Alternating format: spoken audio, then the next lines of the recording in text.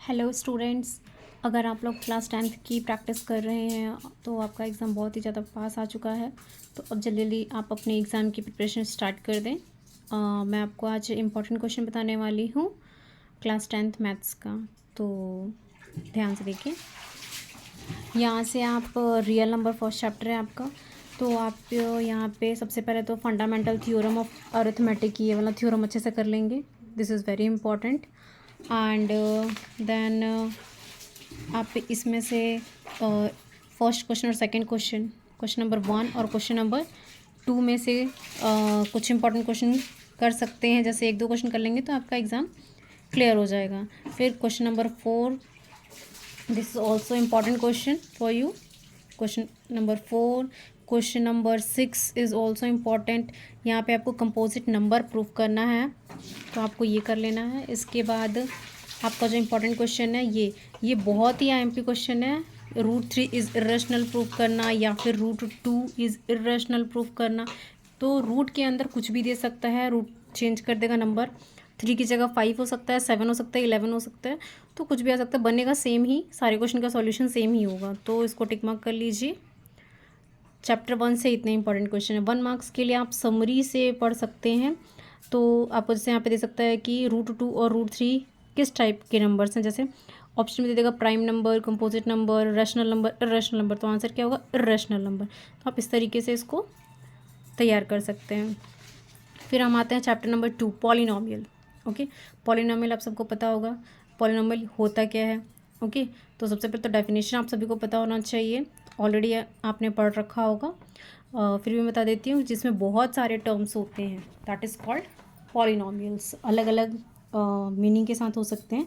That वहाँ पे आपको डिग्री पता होना चाहिए कि डिग्री ऑफ पॉलिनोमियल क्या होता है। जो भी हाईएस्ट पावर होती है उसको क्या कहते हैं हम लोग? डिग्री कहते हैं। तो आपको पता होना चाहिए कि डिग्री ऑफ द पॉलिनोमियल क्या है। लीनियर पॉलिनोमियल क्या होता है? A polynomial of degree 1 is called linear polynomial. तो 1 मार्क्स के क्वेश्चन में ये आ सकता है।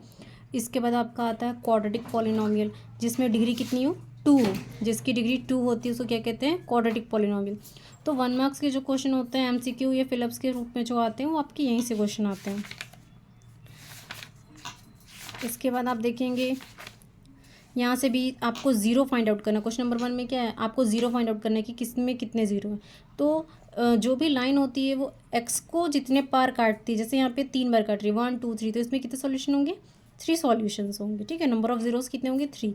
इसमें कितने होंगे? 1 होंगे। तो आपको इस तरीके से 1 मार्क्स क्वेश्चन की प्रैक्टिस करनी है।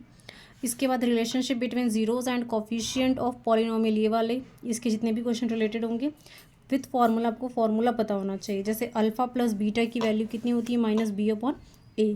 अल्फ़ा इंटू बीटा ये क्या है? प्रोडक्ट ऑफ द रूट्स है। ये कहाँ से आते हैं? c/a।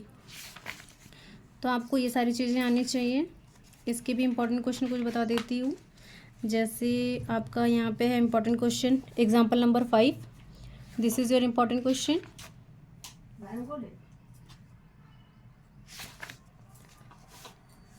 क्वेश्चन नंबर एक्सरसाइज 2.2 में यहाँ पे आप कुछ क्वेश्चंस कर सकते हैं। जैसे क्वेश्चन नंबर 4 हो गया, फर्स्ट हो गया, सेकंड क्वेश्चन से आप 6th क्वेश्चन कर सकते हैं, क्वेश्चन नंबर 1 कर सकते हैं। तो 1-2 क्वेश्चन आप इसमें से प्रैक्टिस कर लेंगे तो आपका काम बन जाएगा, ताकि इस टाइप के जितने भी क्वेश्चन आएंगे तो आप बना सकते हैं। अगेन 1 मार्क्स क्वेश्चन के लिए आप फिर से समरी को अच्छे से पढ़ के जाइए तो आपका काम बन जाएगा। जैसे the zeros of the polynomial precisely x coordinate of the point where the graph of y equal to px intersect the dash. तो डैश आएगा तो वहाँ पे क्या हो जाएगा? X axis. ओके, इसके बाद आपको ये पता होना चाहिए alpha and beta are the zeros of the quadratic polynomial ax² plus bx plus c। तो जनरल इक्वेशन है। तो जब सम ऑफ द जीरोस क्या होते हैं? Alpha plus beta is -b/a। अगर प्रोडक्ट ऑफ की बात करें, अल्फा इंटू बीटा की बात करें, तो ये कितना होता है? c/a होता है। तो ये आपको पता होना